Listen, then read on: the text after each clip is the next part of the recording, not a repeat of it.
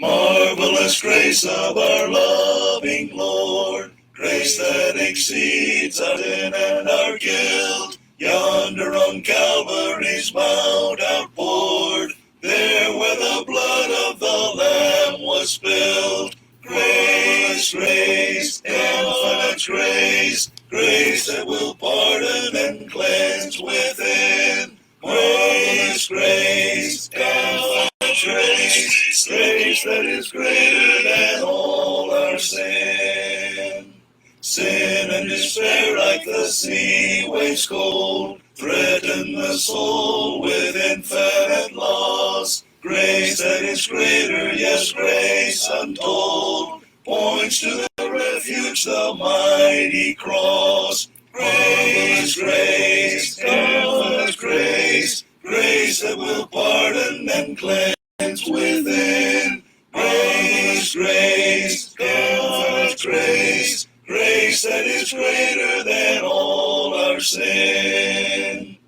Dark is the stain that we cannot hide. What can avail to wash it away? Look, there is flowing the crimson tide, whiter than snow you may be today. Grace, grace, infinite grace, grace that will pardon and cleanse within. Grace, grace, infinite grace, grace that is greater than all our sin. Marvelous, infinite, matchless grace, freely bestowed on all who believe. You that are longing to see His face, will you this moment His grace receive? Grace, grace, infinite grace, grace that will pardon and cleanse within. Grace, grace, infinite grace, grace that is greater than all our sin. My soul in sad exile was out on life's sea, so burdened with sin and distress. I heard a sweet voice saying, make me your choice, and I entered the haven of rest. I've anchored my soul in the haven of rest. I'll sail the wide seas no more. The tempest may sweep o'er the wild stormy deep, in Jesus I'm safe evermore. I yielded myself to His tender embrace, and faith taking hold of the Word. My fetters fell off and I anchored my soul. The haven of rest is my Lord. I've anchored my soul in the haven of rest. I'll sail the wide seas no more. The tempest may sweep o'er the wild stormy deep, in Jesus I'm safe evermore. The song of my soul since the Lord made me whole has made the old story so blessed. Of Jesus who'll save whosoever will have a home in the haven of rest. I've anchored my soul in the haven of rest. I'll sail the wide seas no more. The tempest may sweep o'er the wild stormy deep, in Jesus I'm safe evermore. How precious the thought that we all may recline, like John the beloved and blessed, on Jesus' strong arm tempest can harm, secure in the haven of rest. I've anchored my soul in the haven of rest. I'll sail the wide seas no more. The tempest may sweep o'er the wild stormy deep. In Jesus I'm safe evermore.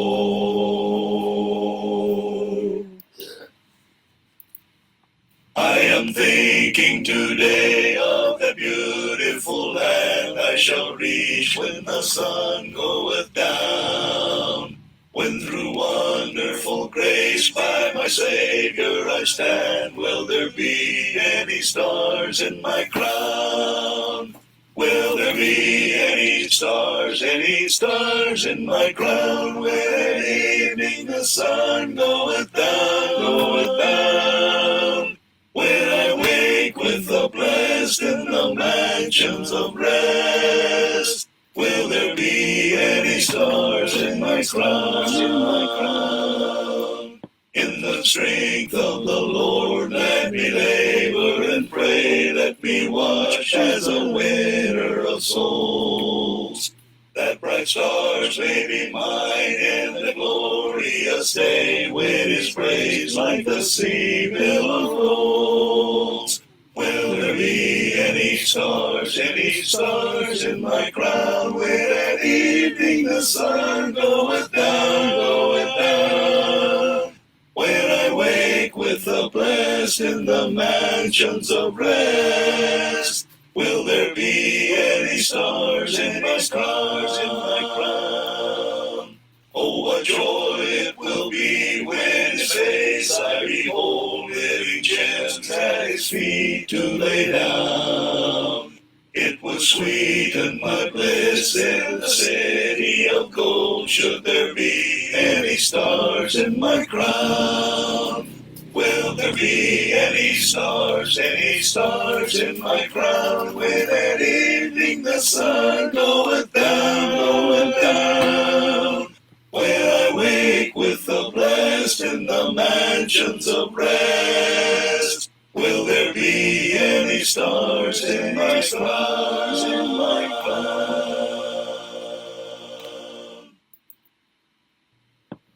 Magandang gabi mga kapatid.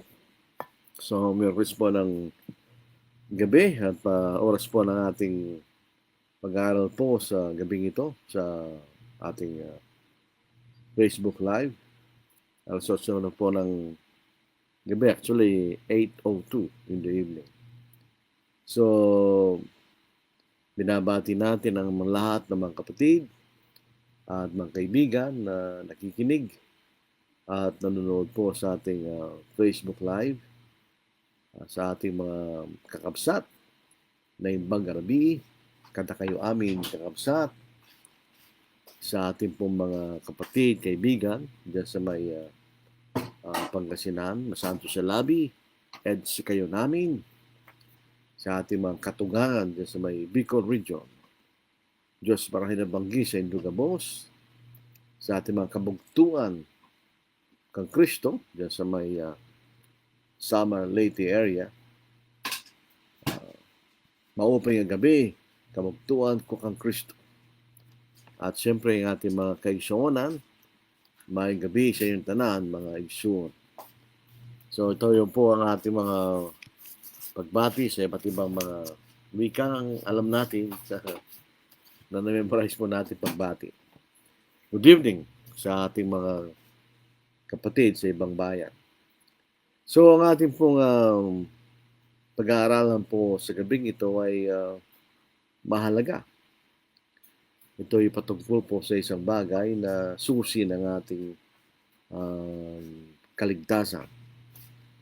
Maraming naniniwala sa mga karamihan pong mga kapulungan na iba't ibang mga churches o denominations na hindi mahalaga yung pagsunod sa katotohanan. For instance, yung mga Calvinist, dahil meron na po silang paniniwala na Meron na nakatakdang maliligtas at di maliligtas. So, yung pagsunod, di mahalaga. Kinakailangan ka lamang sumampalataya. Ironically, sinasabi nila, kailangan tayong sumunod. Diba, yung bautismo, sinasabi nila, kinakailangan tayong sumunod sa bautismo, pero hindi nagliligtas. Parang sinasabi nila, pagsunod ay hindi magliligtas. Di ba? Kaya mahalagang tingnan natin bakit kailangan tayong sumunod.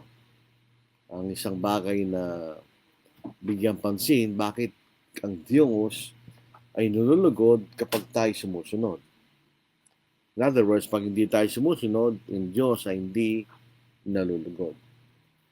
Marami pong mga sangay ng mga sumasampalataya na sila ay sumusunod. Pero kung minsan, dala lamang po ng tradisyon, nakagawiang ng mga pamilya nila, kaya sila sumusunod. O yung iba naman sa pamagitan ng persado. Pinupersa nila by coercion na yung mga kaanib nila ay sumunod. Pero ang tunay na pagsunod po ay hindi gano'n. Ang pagsunod ay voluntary. Walang pumipilit sa'yo. Ikay sumusunod dahil gusto mong sumunod. Ang pagsunod po ay isang voluntary, humble, ikay willing na sumunod na nagpapakumbaba, and willing submission to God. Gusto mong sumunod sa Diyos.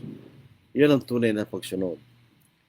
Saan, kung mayroon pong nung tayo maliit na mga bata, sumusunod tayo sa magulang, hindi dahil gusto mong sumunod, dahil pinapalo ka niya, so ikay natatakot. Pero ito na pagsunod, ulitin natin is voluntary, humble, and willing submission to God. Kapag tayo sumusunod lamang na wala sa ating kalooban or obedience without heart is not acceptable at all. Kung kayo po'y sumusunod lamang na wala ka namang pagnanasang sumusunod ka lang, hindi po yan katanggap-tanggap sa anumang paraan sa Diyos. Dito po sa Amos, chapter 5, 21 to verse 27, at ating babasahin, aking kinapupuotan, aking inahamak ang inyong mga kapistahan. Alam niyo yung mga sa Old Testament, yung mga feast, yun po ay utos ng Diyos sa bansang Israel. So hindi ito inimbento ng mga Israelita, kundi ito ay utos ng Diyos. At hindi ako malulugod sa inyong mga takdang pagtitipon. Ito rin po yung utos ng Diyos. Bagaman inyong inihahandog sa akin ang inyong mga handog na sinusunog at mahandog na butil, hindi ko yon tatanggapin. Ni akin mang pagmamasdan. Amang handog pangkapayapaan ng inyong mga pinatabang hayop. Ilayo mo sa akin ang ingay ng iyong mga awit. Hindi ako makikinig sa himig ng iyong mga alpa. Kundi paagusin ninyo ang kartarungan na parang tubig at ang katwiran na parang batis ay patuloy na umagos.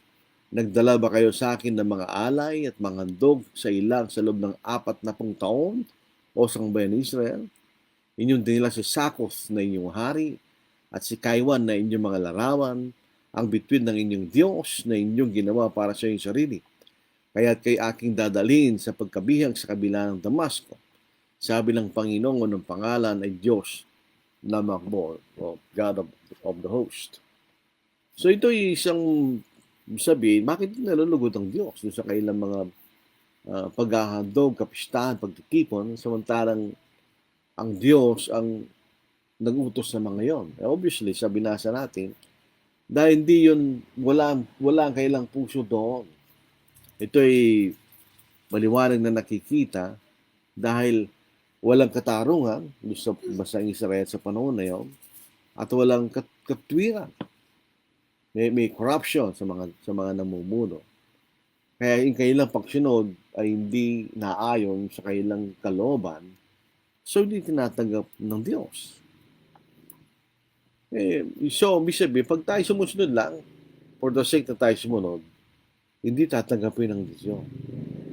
So, ang pagsunod ay may kaakibat na willingness na tayo sumunod sa Diyos. O kaakibat ng ating puso at ng ating kaisipan. Ngayon, isang katanungan gusto nating pwedeng itanong. Why does our obedience to God express our love for God? Bakit yung ating tunay na pagsunod sa Diyos ay nagpapakilala ng ating pagmamahal sa Diyos? In other words, kung hindi tayo sumusunod sa Diyos, ay walang pagmamahal doon sa Diyos. Dito sa John chapter 14, verse 15, kung ako'y inyong minamahal, ay tutuparin niyo ang aking mga utos. So dito makikita natin ang tunay na kahulugan ng talitang pagmamahal sa Diyos. Ito'y pagtupad sa kanyang mga utos. Yun po sa John chapter 14 verse 15 at yung ang nagsalita po riyan ay walang iba kundi ating Panginoon. Nagsulat po si Juan, yung kanyang unang sulat, the first epistle of John, gayon din ang sinasabi niya, ang pagmamahal o pag-ibig sa Diyos ay ang pagtupad sa kanyang mga utos kanya. Kung hindi po tayo sumusunod sa mga utos ng Diyos, ay ibig sabihin wala tayong pag-ibig o pagmamahal sa Diyos, sapagkat ito ng kahulugan ng pag-ibig o pagmamahal sa Diyos. Tulad ng sinabi ng Panginoon sa John chapter 14 verse 15, kung ako'y inyong minamahal, ay tutuparin niyo aking mga utos. Dito sa 1 John chapter 5, magsimula tayo sa 2 hanggang 3. Dito'y ating nakikilala na iniibig natin ang mga anak ng Diyos. Kapag iniibig natin ang Diyos at tinutupad natin ang kanyang mga utos, sapagkat itong pag-ibig sa Diyos na ating tuparin ang kanyang mga utos at ang kanyang mga utos ay hindi pabigat. So, in other words, pagka tayo po ay sumusunod sa Diyos, pinakikita natin ang ating pagmamahal sa Diyos. So, obedience shows we respect God's love. Tayo minamahal ng Diyos, susuklian natin ang pagmamahal at ito'y sa pamagitan ng pagsunod sa kanyang mga kautusan. So, itong prinsipyong ito'y tinuturo sa sangbahayan o sa pamilya. Itong pagsunod, obedience. Dito sa Ephesians chapter 6, dito po sa verse 1 and 2, mga anak, sundin niyo ang inyong mga magulang sa Panginoon sapagkat ito'y matuwid. Galang mo ang iyong ama at ina, ito ang unang utos na may pangako. So kahit sa bagong tipan, sa pamilya, itinuturo po yung pagsunod sa ating mga magulang. The Old Testament, ganun din. Dito po sa Kawikaan, chapter 23, verse 22. Dinggin mo ang iyong ama na naging anak ka at huwag mong hamakin ang iyong ina kung siya'y matanda na kanya. So ito'y pare-pareho lang. Pagsunod sa itinuturing sa sangbahayan. Ni ating tayo sumunod sa ating mga magulang. So hindi po ang sinasabi pagmamahal sa Diyos ang pagsunod sa kanyang mga utos. Pag tayo po when we respect God, respect for God demands obedience. Pagka tayo po ay sinasabi natin, iginagalang natin ng Diyos, ito'y may papakita lamang sa pamagitan ng ating pagsunod. Mahal sabihin natin, respect God, at di tayo sumusunod, di walang respeto doon. So pagka we respect someone, pinakikinggan natin siya. Di ba? Yun ang ibig sabihin ng respect. When you disrespect, hindi ka sumusunod. Hindi ka susunod sa taong yun, which you disrespect. Pero pag mayroon tayong respect, susunod tayo. Ganoon din po sa Diyos. Dito po sa Deuteronomy, chapter 11, 28 to verse 33. Basahin po natin. Kaya't inyong ilalagak ang mga salita kong ito sa inyong puso at sa inyong kaluluwa at inyong itatali na pinakatanda sa inyong kamay at maging pinakatali sa inyong noo. ituturo ninyo ang mga iyon sa inyong mga anak, ninyong sasabihin sa kanila kapag kayo nakaupo sa kanyang bahay, kapag kayo lumalakad sa daan, kapag kayo naihiga at kapag kayo bumabangon. Kasi susulot mo ang mga iyon sa manghamba ng pintuan ng iyong bahay at sa inyong mga pintuang daan.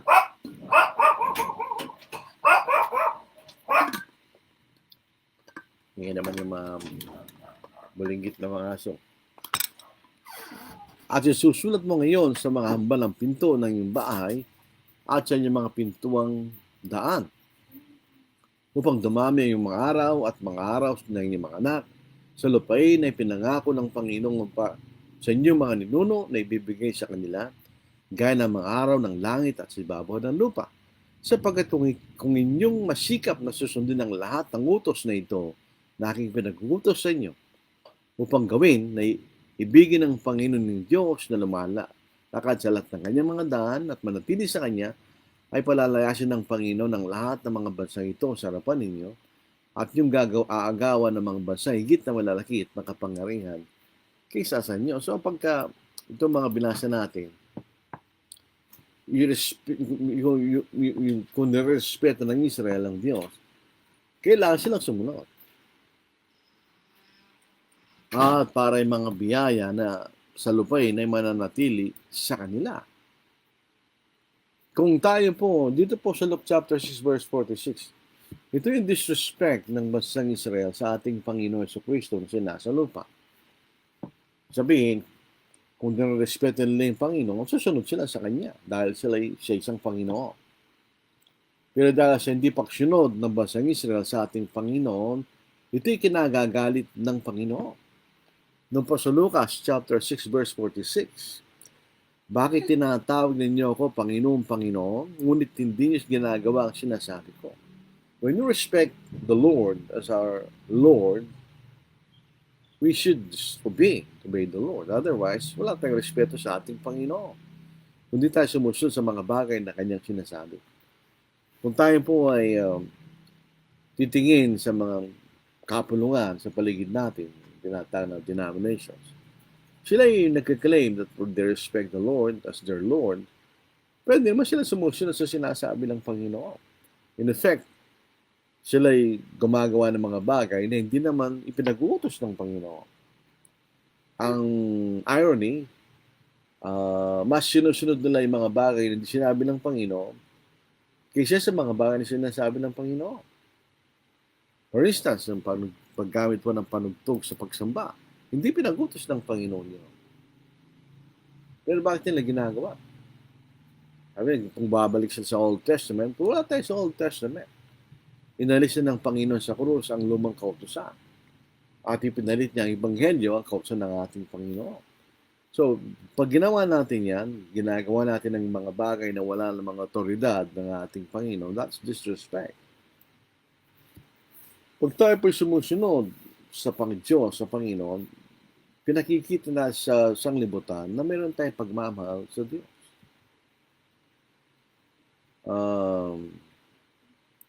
Katulad din sa magulang yan, pagka tayo sumusunod sa ating mga magulang, ipinakikita natin na meron tayong pagmamahal sa kanila. Pag tayo mga sabail na mga anak, hindi nagpapakita ng pagmamahal sa mga magulang. So, ang ating pagsunod sa Diyos we show the world that we love God. Dito sa 1 Peter chapter 2, 11 to 12, at ating babasahin, mga minamahal, ipinakikiusap ko sa inyo bilang mga dayuhan at ipinatapon na kayo umiwas sa mga pagnanasa ng laman na nakikipaglaban sa kaluluwa. Maging marangal ang inyong pag-uugali sa gitna ng mga hintil. Kung magsalita sila ng laban sa inyo na parang kayo gumagawa ng kasamaan, ay makita nila ang inyong mabuting gawa at lulutin nilang Diyos sa araw ng pagdalaw. So, kung tayo sumusunod sa Panginoon, sa Diyos, at hindi yung pagnanasa ng ating laman, nagpapakita tayo may pagmamahal sa Diyos. At maaaring lulutin nilang Diyos. Katulad po natin. Dito po sa Ephesians chapter 6 verse 24. Obedience shows we trust God's grace.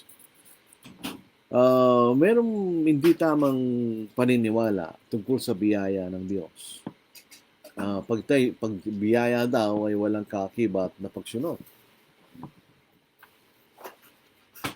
Allegedly, pag tayo niligtas ng biyaya, ay walang kaakibat na pagsunod. Pagka tayo na niligtas ng biyaya. Pero sa Ephesians 6:24, ang biyaya naway sa makanilang lahat na mayroong pag-ibig na hindi kumukupa sa ating Panginoong Yesukristo.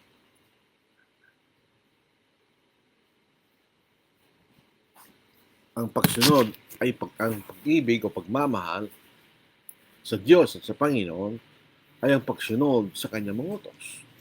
So kung ang biyaya na suma sa atin ay may pag-ibig na hindi kumukupas, so ang biyaya ay may kaakibat na pagsunod.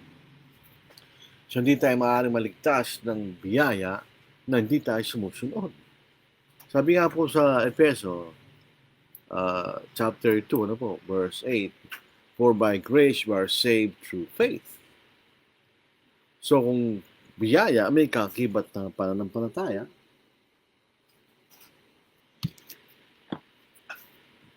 ito yung pananampalataya na may kaakibat na pagsunod. Hindi pwedeng biyaya na walang pagsunod. Kaya biyaya, ibibigay lang sa atin kung tayo po'y sumusunod. Dahil tinuturo po ng biyaya ng Diyos na tayo po'y maging masunurin. So God's grace teaches us obedient living. Tayo po ay tinuturuan na mamuhay na sumusunod sa Diyos. Yun po ang sinuturo ng biyaya.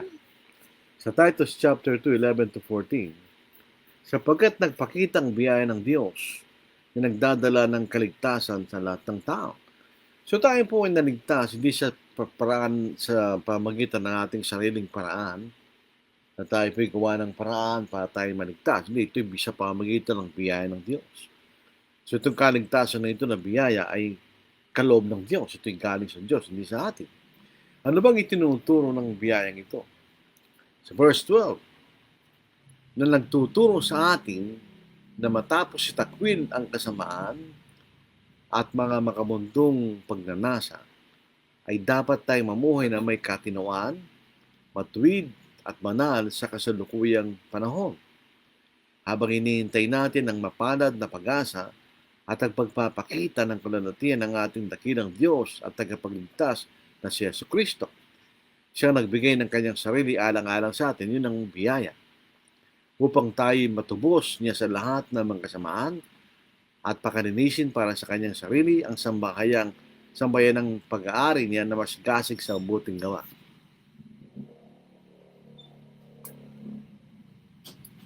Sinasabi ng iba, kapag tayo nigtas tayo ng biyaya, hindi tayo kinakailangan, ang good works daw hindi nagliligtas. Dito po sa binasa natin, tinuturuan tayong itakwil ang kasamaan. Ang pagtakwil sa kasamaan ay pagsunod sa kalooban ng Diyos, na tayo po ay maging masingasig sa mabuting gawa at mga makamundong pagnanasa. Mamuhay tayo na may katinawaan, matuwid at banal sa kasalukuyang panahon. Pag may katinawaan, tayo pa nag-iisip na maayos.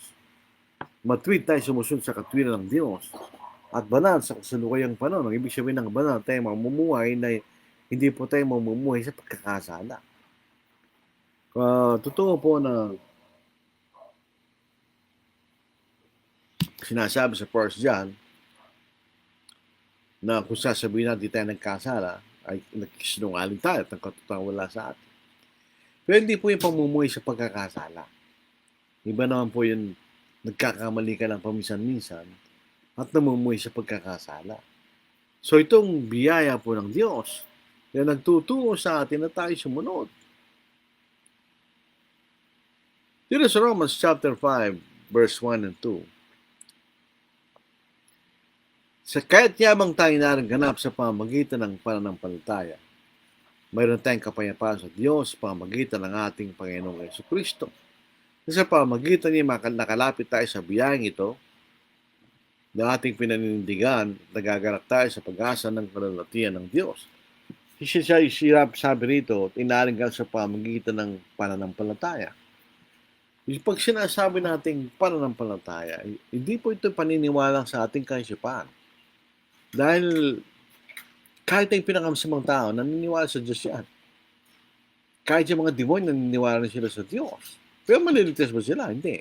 Ang pananampalataya nagliligtas ay may kaakibat ng gawa o pagsunod.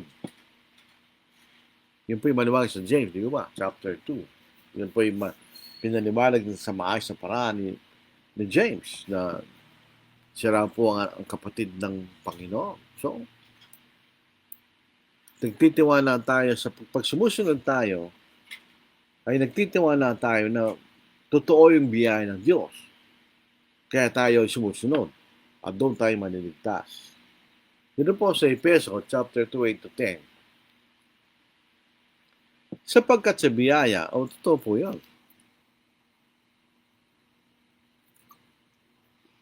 Hindi naman natin dinideny na naliligtas sa pamagitan ng biyaya. Sulat po yun eh. Pero may yung biyaya, yun ang bahagi ng Diyos. Yung mga lahat ng mga bagay na ginawa ng Diyos para magkaroon tayo ng pag-asa ng kaligtasan. Yan ang biyaya. Yung pagkamatay ng Panginoon sa krus, yan ay biyaya ng Diyos. So, sabihin, yan ang bahagi ng Diyos. Ano yung bahagi natin? Yun ang ating pananampalataya. Ano ba'y kaakibat doon sa salitang yun? Yung ba'y paniniwala lamang sa ating kaisipan o tinatawag na mental assent? O yun ay paniniwala na may kaakibat na pagsunod? Basahin po natin. Sapagkat sa biyaya kayo naligtas sa pamagitan ng pananampalataya at ito hindi sa pamagitan ng inyong sarili. Ito'y kaloob ng Diyos. Hindi sa pamagitan ng mga gawa. Ito po ipaliwanag natin. Yung pinag-uusapan pong gawa rito, meron pang ibang gawa binabakit dito sa verse na mabubuting gawa. Hindi magkapareho yung dalawa. Pag sinabi natin hindi sa pamagitan ng gawa, ito yung katulad ng kaligtasan sa Old Testament. Ang kaligtasan sa Old Testament ay para sa mga matuwid. In other words, pag sa Old Testament, it requires 100% obedience. It requires 100% obedience. Okay, magiging matuwid kung hindi ka nagkasala. That's logical, di ba? Pag hindi ka nagkasala, hindi ka nahiwalay sa Diyos. So, ikaw'y ligtas. So, yun sa pamagitan ng mga gawa. Walang pagkakaiba yan kung ikaw'y nagtatrabaho. Kaya pumasok ka sa isang kumpanya, meron kayong kontrata. Di ba? Basically, 8 hours a day. If you work 8 hours a day, halimbawa, yung contract stipulates you receive 600 pesos per day per 8-hour day. So, sa loob po ng 20 days na kayo nagtatrabaho, so times 600, yun ang sahod mo. Yung sahod mo ba'y biyaya o karapatan mo? Karapatan mo kasi gumawa ka. So, in other words, ang kaligtasan sa pamagitan ng mga gawa, ay karapatan mo yun. Bakit? You earned it. Hindi ka nagkasala. So, you earn your salvation. Di ba?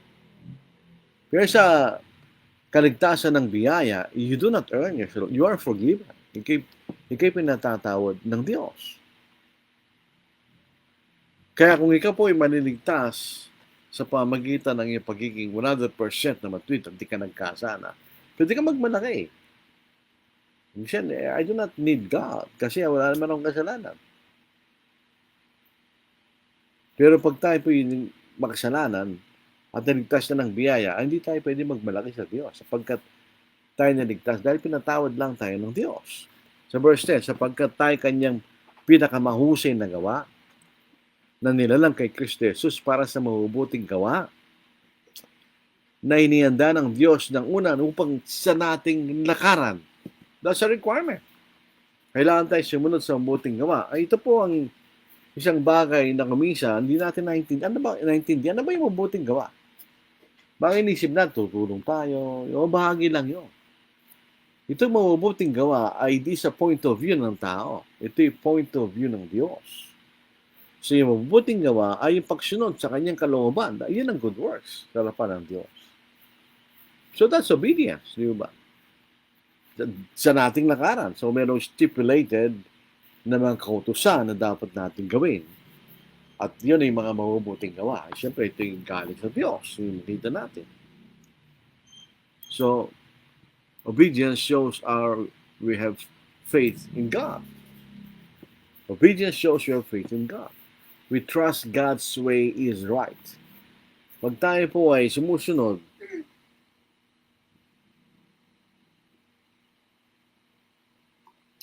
sa mga utos ng Diyos, nagpapakita yon na meron tayong pananampalataya sa Diyos. Pagka tayo po hindi sumunod, gumawa tayo ng sariling paraan, at hindi tayo sumusunod sa paraan ng Diyos, that shows we have no faith in God. Diba? Lahat po ng mga tinatawag nating sumampalataya, kahit po sa Old Testament, ay sumunod doon sa pinag-uutos ng Diyos. Dito sa Hebrews chapter 11, 8 and 9, sa pananampalataya si Abraham nang tawagin ay sumunod upang pumunta sa isang lugar na kanyang tatanggapin bilang pamana. At siya pumunta na hindi nilalaman ng kanyang pupuntahan. So ito po ay yung context ng unang panahon na hindi katulad sa panahon natin ngayon. Sa panahon natin ngayon, ang information napakadaling hanapin. Kung tayo pupunta sa ibang bansa, we can already know yung bansang yon because punta tayo sa internet, Google mo, makikita mo na yung bansang yon. Many information regarding that nation. Hindi siya Old Testament, hindi siya panahon ni Abraham. Sa panahon ni Abraham, wala siya ng ganong impormasyon. Ang impormasyon lamang galing sa mga tao.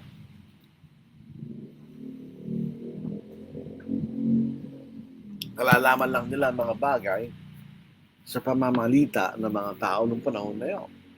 So, nung pumunta si Abraham sa lupain, yan ang lupain ng Canaan, wala siyang alam doon. He did not have any information regarding the land of Canaan. Wala siyang informasyon doon. Dahil meron siyang tiwala sa Diyos, siya pumunta sa lupain na yun. Verse 9, sa pananampalataya siya'y dumayo sa lupang pangako, na tulad ng sa ibang lupain, at ang nirahan sa mga tolda, nakasama ni sina Isaac at Jacob na kapwa mga tagapagman ng gayon din pangako. Sapagkat siya umaasa sa lungsod na may mga kinasasaligan na nagplano at nagtayo ay ang Diyos. Alam po natin kung ano yung lungsod na yun. Hindi yung makalupang lungsod, kundi makalangit na lungsod later on sa langit. So, bakit sila sumunod? Bakit sumunod si Abraham na hindi niya alam kung saan sa pupunta, wala siyang kalam sa lupain na yun? Bakit siya naghintay ng panahon? Siya nakatira sa tolda. In other words, wala siyang permanenteng lupain.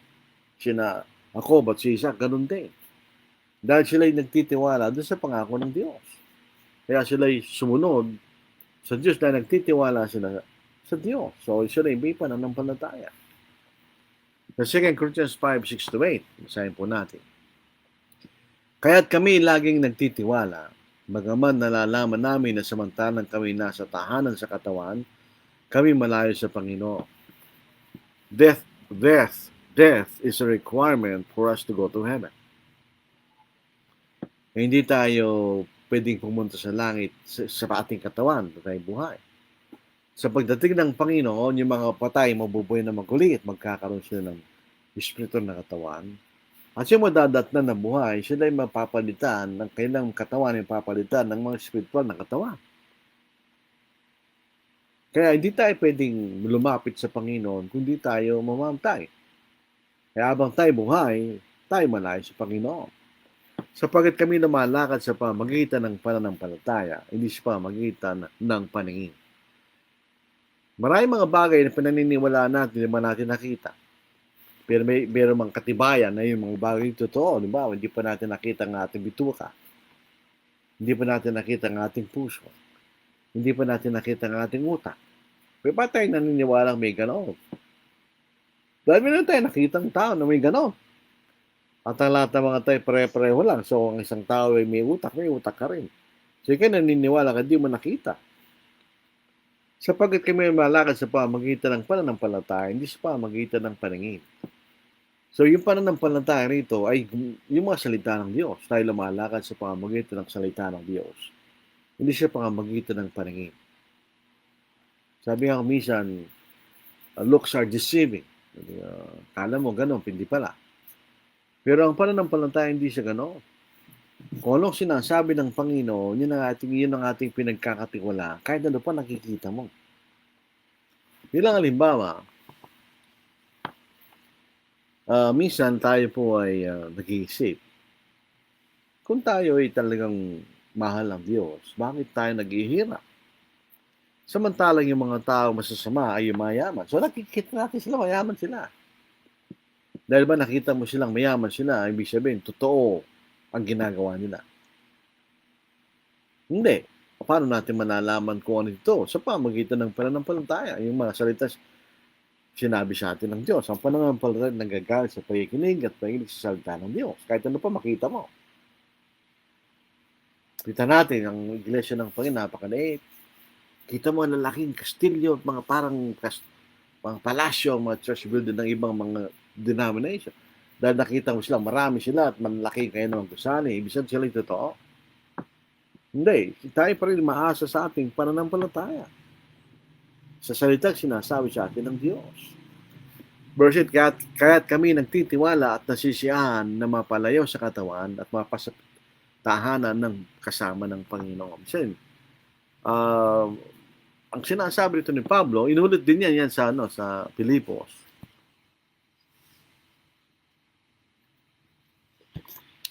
Kaya nagtinitiwala at nasisiyahan kahit sila mamatay. Dahil mapapalapit sila sa Panginoon. Death is a requirement before we go to the Lord. Yung masadaan natin yun. Bakit ganon? Dahil siya yung nagtitiwala na totoo yung sinasabi ng Diyos. Trust God's way is right. Ang kaparaan ng Diyos, iyan lamang ng katotohanan. Kaya ano po makikita natin? Kung ang ating pagsunod shows we have faith in God, yung ating mga sacrifices, gumagawa tayo ng mga pagsakripisyo na kalugod-lugod sa Diyos. We make sacrifices that pleases God. Nagsasakripisyo tayo.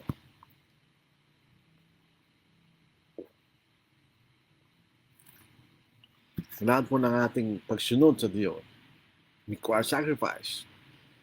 Ito po, Hebrews chapter 11, 17 to verse 19. Sa pamagitan ng pananampalataya nang subukin si Abraham, ay kanyang inihandog si Isaac. Siya na tumanggap ng mga pangako ay handang maghandog ng kanyang bugtong na anak. Na tungkol sa kanya sinabi kay Isaac, ay tatawagin ang iyong binhi. Ito po yung napakahirap gawin. Doon sa Genesis 21, sabi niya, at tatawagin ang binhi kay Isaac. At ang binhi na yun ay ating Panginoon. So yung Panginoon ay magagaling sa lahi ni Isaac. Paano ngayon matutupad yun kung papatayin mo si Isaac? Dahil yung tuos ng isa ng Diyos, nayain niya si Isaac.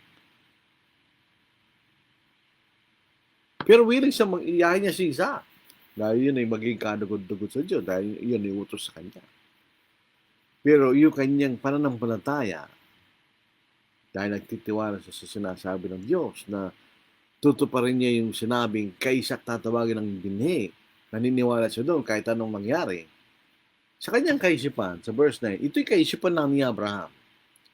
Itinuring niya, bakit willing siyang iyain si Isaac kahit mamatay si Isaac? Paano ngayon tutuparin ng Diyos yung pangako na kay Isaac tatawagin ng binhi kung papatayin mo si Isaac? So yun ay mga isang katanungan na naglalaro sa kaisipan ng ni Abraham. Pero dahil sa kanyang matinding pananampalataya, ginawa niya. He was willing to kill Isaac. Na hindi po tayo pwedeng mag-aahin ng buhay. Kailangan mong patayin. Dahil sa verse 19 ng Hebrews 11, itunuring niya na maging mula sa mga patay ay maaaring buhay ng Diyos ang isang tao at sa matalinhagang pananalita siya muli niyang tinanggap. So ang kanyang matinding pagtitiwala, kahit kanya mamatay si Isaac, kaya buhay ng Diyos yan. At tutuparin pa rin niya ang pangako kay Isaac. kay willing siya magsakripisyo. Dahil nagtitiwala siya sa Diyos. Ang sinasabi ng Diyos ay totoo.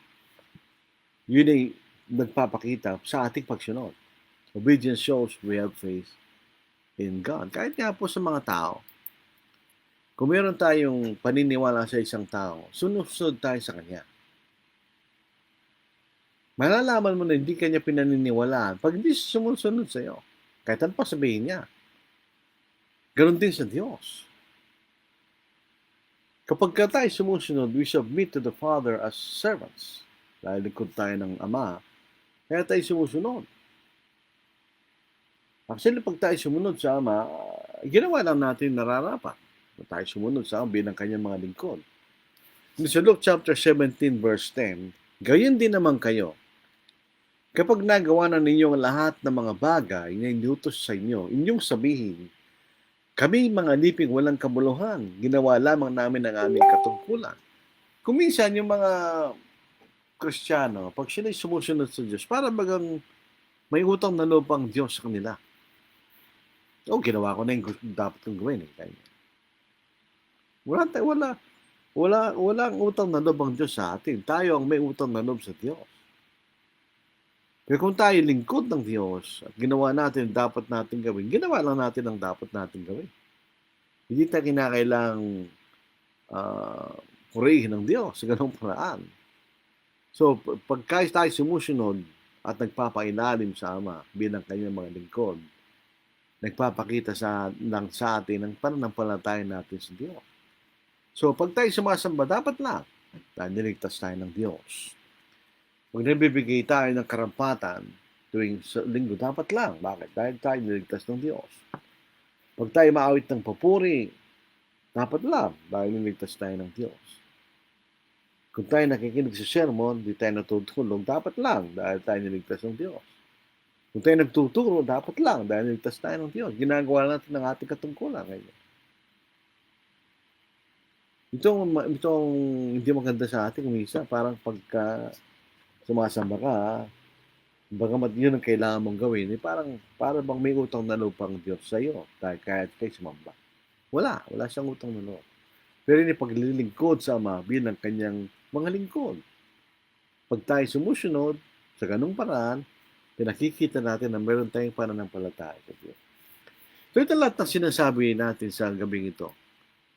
Yung iba, hindi sila tuloy sumusunod sa Diyos. Tignan niyo si Haring Saul. Si Haring Saul, siya po ay siya'y pinili ng Diyos para sumunod lamang sa mga kagustuhan ng bansang Israel na mayroon silang hari na katulad ng mga tao na siya manguna sa digmaan. So pumili siya ng isang hari na malaki at magandang lalaki. Siya'y tumingin, ginawa ang Diyos ayon sa anyo. Later on, hindi niya ginawa yan. Siya'y tumingin na sa puso ng tao kaysa sa kanyang mga anyo. Dito po sa 1 Samuel chapter 15, ito yung utos ng Diyos kay Saul sa pamamagitan ni Samuel. At sinabi ni Samuel kay Saul, sinugo ko ng Panginoon upang ihirangin kang maging hari na sa kanyang bayang Israel. Kaya't ngayon, ay pakinggan mong tinig ng salita ng Panginoon. Ganito, sabi ng Panginoon ng Makbo, aking parurusahan ang ginawa ng Amalek sa Israel nang pagadlang sa kanila sa daan nang sila'y mula sa Ehipto.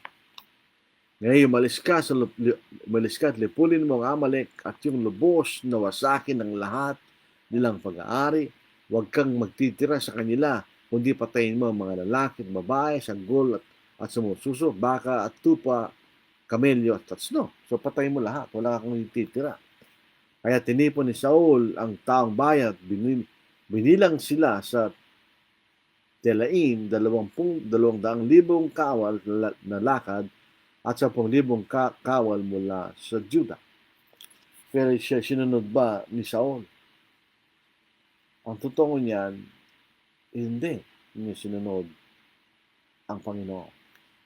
Pagpatuloy po na sa verse 13, nang dumating si Samuel kay Saul, sinabi ni Saul sa kanya, pagpalaing kanawa ng Panginoon, tinupad ko ang utos ng Panginoon.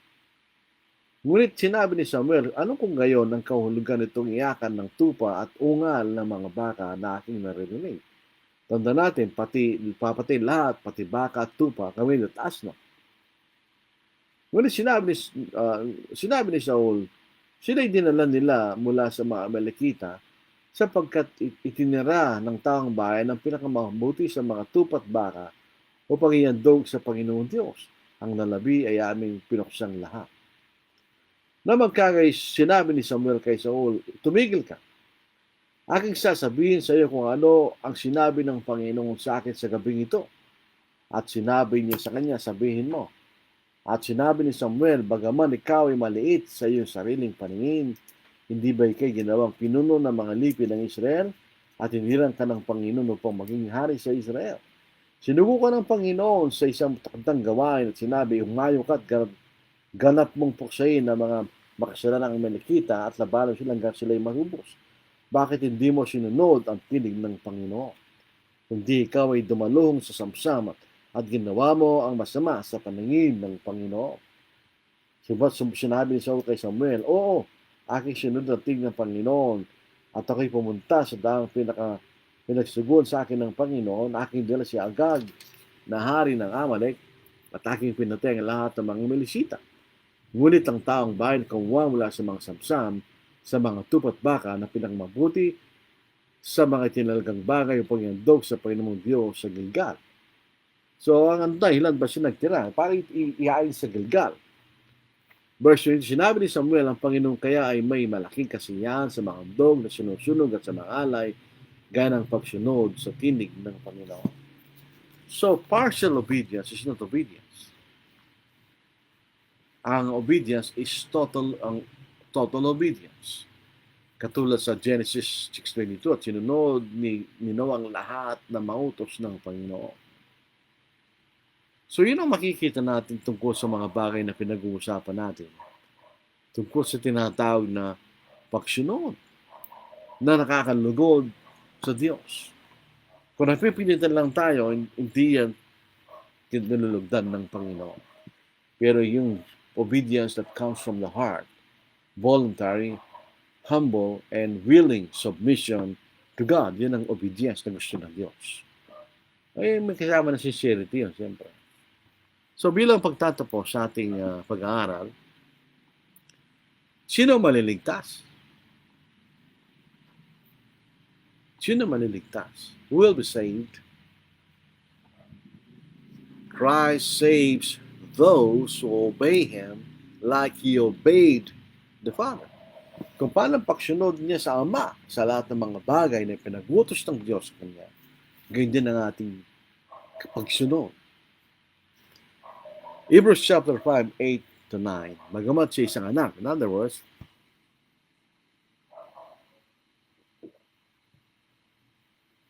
si anak. Hindi niya kailangan gawin yung dapat ginawa niya. Bagamat siya isang anak, siya natuto ng pagsunod sa pamagitan ng mga bagay na kanyang tiniis. Sabihin natin yung pagtitiis ng Panginoon. Doon sa alamanan ng Eden, ng Gethsemane, siya'y doon ay nanalangin ng makatatlong beses sa Diyos. Umaalala siya mong kopang ito ngayon. At nang maging sakdaan na magawa niya ang lahat na pinag-utos sa Diyos na namatay na sa krus, na ilibing at abuhin na maguli. Siya naging pinagmulan ng walang kaligtasan ng lahat ng mga sumusunod sa Kanya. Alam niyo, may mga uri ng Baptist na sabi nila, may dalawang ebanghelyo kaya eh. Yung ebanghelyo ng kaharian at ang ebanghelyo ng biyaya. So, yun daw po yung sinasabi dito sa pagsunod sa Hebrews 5, may yung ebanghelyo ng kaharian. Pero nung makumbete si Pablo, natanggal na yung kaharian, ebanghelyo ng kaharian at nang pumalit ang ebanghelyo ng biyaya. Kalokohan po yun. Isa lang ang ebanghelyo ng Panginoon. So, sino maniligtas? Yung mga sumusunod sa Kanya, gaya ng pagsunod ng Panginoon sa Kanyang Ama. Ang pagsunod ng Panginoon sa Kanyang Ama ay dahil sa pag-ibig niya sa Ama at ang pagmamahal sa Ama at pagmamahal niya sa atin upang tayo maligtas. So kung inisip natin na ang pagsunod ay hindi mahalaga, hindi totoo yun. ang tunay na pagsunod ay kalugod-lugod sa Diyos. At yan ang maging susi sa ating kaligtasan. Huwag nating papalitan. Kung ano ang pinag-utos ng Panginoon, yun lang ating gagawin. At ang uliran po diyan ay maliban sa ating Panginoon na makikita natin ay si Noe. Kaya siya nakasumpo ng biyaya sa Panginoon. Siya niligtas ng Panginoon sa pamamagitan ng pag-utos sa kanya na paggawa ng baon. Sa Genesis 6:22, gayon ang ginawa ni Noe, ginawa niya ang ayon sa lahat ng iniutos sa kanya ng Diyos. Yun ang tunay na pagsunod. Maraming salamat po sa inyong pakikinig po sa gabing ito.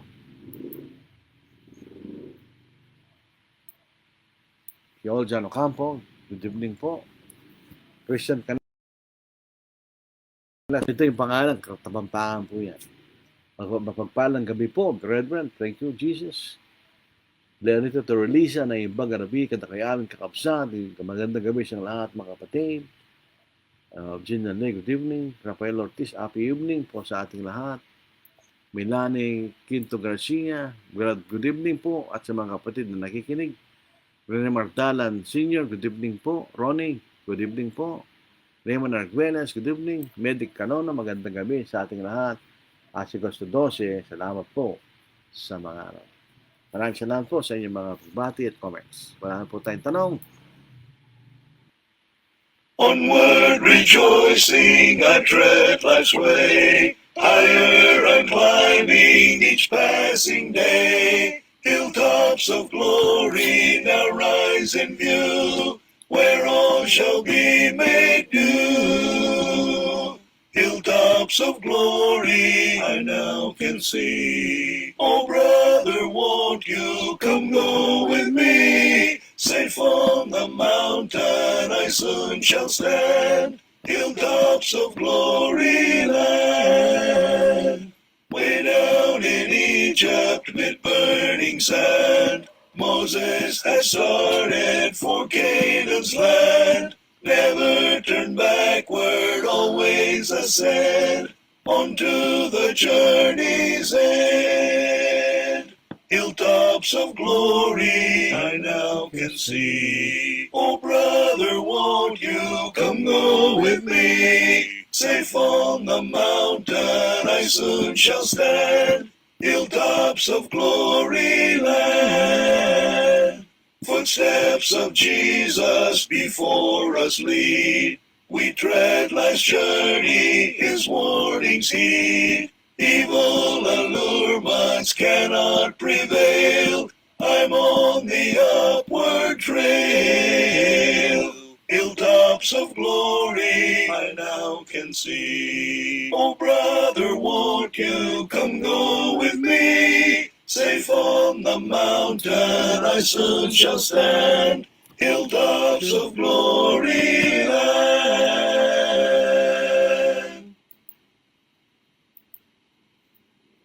Meron pong katanungan isang kapatid na po, si Brother Rafael Ortiz.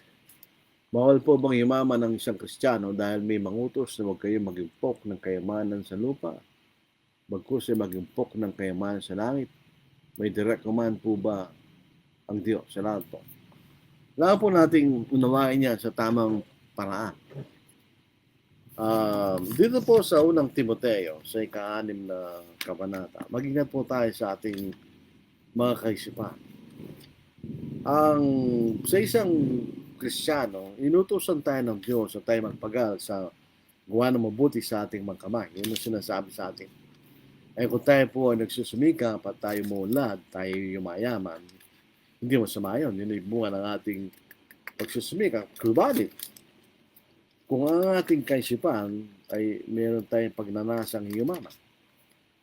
So, in other words, may dalawang dahilan ba't yumayaman ka. Yung isa ay kayo nagsusumika. At ang natural na bunga ng pagsusumika ay ikaya-asenso, di ba? Pero kung ikaw ay talagang sa iyong kaisipan, iyon ay yung gusto mong yumaman. Meron kang pagnanasang yumaman. Ibang usapan yun. Dito sa 1 Timothy chapter 6, verse 9, Actually, magsimula tayo sa verse 6 hanggang verse 10. Subalit ang kabanalan na may kasiyahan, o godliness with contentment sa English, ay malaking pakinabang. Sapagkat wala tayong dinalang anuman sa sanglibutan, lahat po ng mga sanggol na pinapanganak ay ubot-ubad, di ba? Wala tayong nakitang sanggol na pinanganak na may singsing na ginto at ikaw na ginto sa kanyang katawan. Wala, di ba? At wala rin naman tayong may lalabas na naman. Wala rin tayong nakikitang namamatay dahil ang kanyang bank account at ang kanyang mga tahanan, mga kotse, wala, di ba?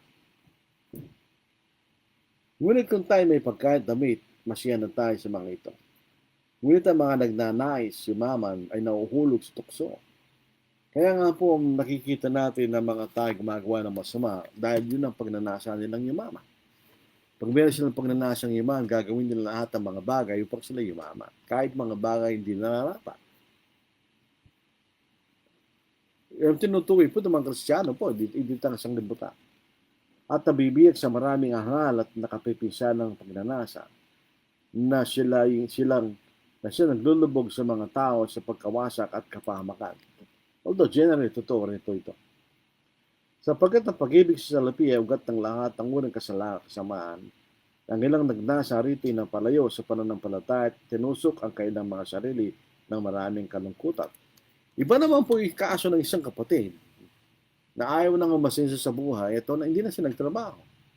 Sabi niya, I am content. Ay, hindi po yung kasalanan yun. Meron tayong obligasyon, responsibility sa buhay. Kailangan natin magtrabaho para magawa natin yun. This 1 Timothy chapter 5, verse 8. So yung mag-impok sa kayamanan sa lupa, yun ang ibig sabihin, yung pagnanasang yumaman. Ngayon, kung tayo po yumaman, pwede natin gamitin yung makalupang kayamanan para tayo makapag-impok ng mga kayamanang spiritual. Yun ang gusto ng Diyos. Kaya nga po pag isang Kristiyano mayaman, medyo nahihirapan siya sa kaligtasan niya kasi baka magbago ang kanyang kaisipan. Hindi katulad po ng mga panahon na maaari wala pa siyang kayamanan. Kaya mayroong kawikaan kanya, wag mo naman ako kanyang huwag ako masyado maging mahirap, baka ako makagawa ng masama. Huwag naman ang maging mayaman, baka makalimutan ko yung pangalan. Ganyan. In other words, sa ating mga Kristiyano, nasa gitna tayo. Meron tayong mga pangangailangan na nakakamtan at meron kaunting extra para sa kunting kasiyahan, yun ang Kristiyano. Pag yumaman ka, gamitin mo yung kayamanan mo sa paglilingkod sa Diyos, hindi naman yung sariling kasiyahan. So yun po ang sagot po natin doon. Maraming salamat po. Tuloy po natin ang ating mga awit. When the trumpet of the Lord shall sound, and time shall be no more, and the morning breaks eternal, bright and fair. When the saved of earth shall gather over on the other shore, and the roll is called up yonder, I'll be there. When the roll is called up yonder, when the roll is called up yonder, when the roll is called up yonder, when the roll is called up yonder, I'll be there. On that bright and cloudless morning, when the dead in Christ shall rise, and the glory of his resurrection share, when his chosen ones shall gather to their home beyond the skies, and the roll is called up yonder, I'll be there. When the roll is called up yonder, when the roll is called up yonder, when the roll is called up yonder, when the roll is called up yonder, I'll be there. Let us labor for the Master from the dawn till setting sun. Let us talk of all his wondrous love and care. Then when all of life is over and our work on earth is done, and the roll is called up yonder, I'll be there. When the road is called up yonder, when the road is called up yonder, when the road is called up yonder, when the road is called up yonder, I'll be there.